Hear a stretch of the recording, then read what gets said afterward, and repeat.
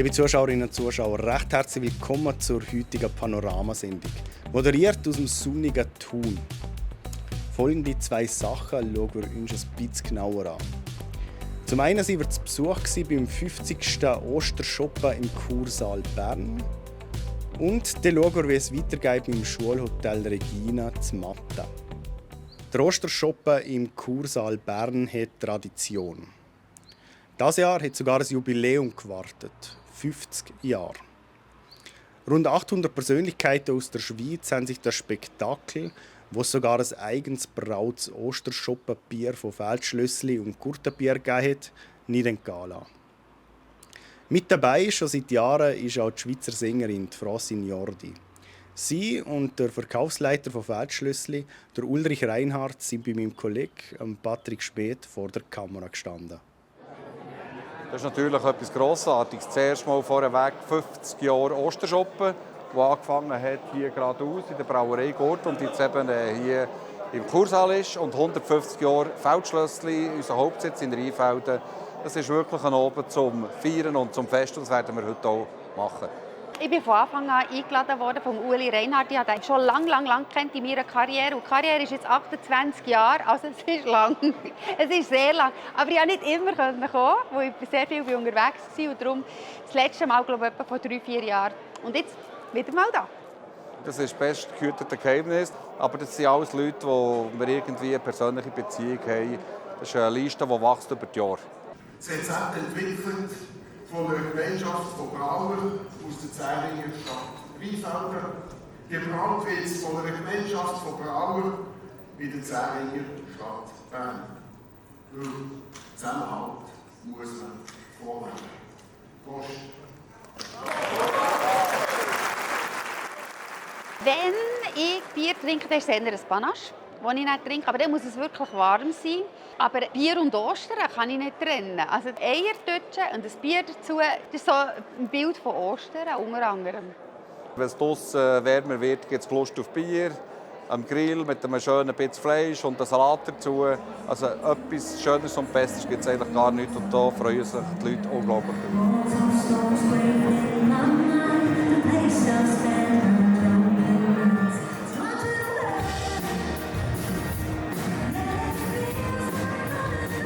Dann geniessen, wenn jemand den Berner Marsch spielt. Und das ist immer die Überraschung, wer das macht. Aber ich kann gut einfach einen Abend mal sein und geniessen und mal nicht singen. In 2 Tagen bin ich schon wieder in Österreich für 2 Konzerte. Es sind viele Konzerte da und neue Single kommt am 10. April. Und das passt eigentlich in die heutige Zeit. Das ist ein Mutmacher-Song, heisst es. Und ich glaube, ein bisschen Mut brauchen wir alle für die Zukunft. Ja, vom Ostershoppen zu Bern im Kursaal gehen wir jetzt in ein bald leerstehendes Gebäude auf Matten. In einer 3-teiligen Serie haben wir in den letzten Tagen auf das Schulhotel Regina zu Matten bei Interlaken geschaut. Nach einem historischen Einblick und Infos zu den Wegzugsgründen der Hotelfachschule Thun geht es jetzt im 3. Teil darum, was mit dem Traditionshaus passiert. Mein Kollege der Ben Abekle hat bei der Präsidentin der Stiftung Tschumi, das ist die Besitzerin des Gebäudes, nachgefragt.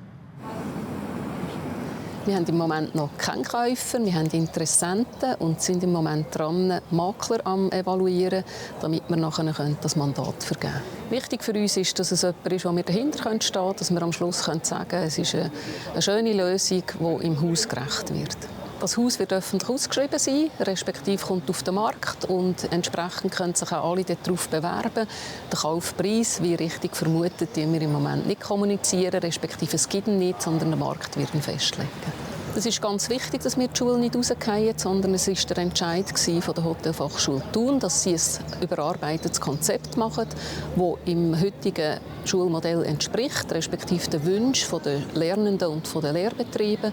Da gehört der Internatsbetrieb nicht mehr an die oberste Position, sondern ein hybride Modell, wie jetzt Thun vorgesehen ist, dort entsprechender.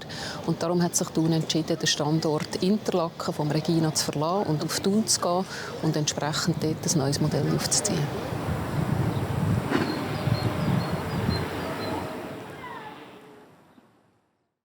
Ja, liebe Zuschauerinnen und Zuschauer, damit sind wir auch schon wieder am Ende der heutigen Sendung. Mehr Infos zu den einzelnen Themen und Artikeln gibt es wie immer auf plattformj.ch oder auch in unserer App. Wie es mit dem Wetter weitergeht, ob es so schön bleibt, das wissen jetzt meine Kollegen von Meteo News. Ich sage vielen Dank fürs Zuschauen und bis zum nächsten Mal. Ciao miteinander. Schön schauen Sie das Wetterupdate auf der Plattform J, liebe Zuschauerinnen und Zuschauer. Einen sonnigen Tag haben wir heute gehabt. Ich hoffe, Sie haben es draussen irgendwo geniessen können. Es war auch ein bisschen die Ruhe vor dem Sturm, weil morgen wird es tatsächlich stürmisch. Es zieht eine Kaltfront rein. Wir sehen sie hier schon auf dem Satellitenfilm, wie sie unterwegs ist, Richtung Schweiz. Wie gesagt, morgen im Laufe des Tages wird sie uns erreichen. Der Start in Mittwoch ist aber zuerst noch verbreitet eine sonnige Angelegenheit. Dann am Vormittag kommt die Kaltfront rein. Sie zieht ziemlich genau um die Mittagszeit über die Region rein. Da wird vorübergehend ein trüb, nass und wie gesagt auch stürmischer Westwind. Böenspitze um die 70, 80, 90 km pro Stunde auf den Bergen, Orkanböen. Und die Temperaturen die erreichen vor der Kaltfront noch knapp zweistellige Werte. Aber mit der Kaltfront geht es deutlich zurück mit den Temperaturen. Und die Schneefallgrenze wird bis am Abend in tiefere Lagen absinken. Ja, dann haben wir eben einen kühlen Wetterabschnitt vor uns bis und mit dem Wochenende. Einstellige Maximaltemperaturen, teilweise auch frostige Nächte. Wir sehen es hier am Donnerstag veränderlich mit noch ein paar Schneeregen oder Graupelschauer, noch ein bisschen mehr in den Bergen, noch ein bisschen weniger im Flachland. Freitag, Samstag dann oft trocken, vor allem am Samstagvormittag auch recht sonnig.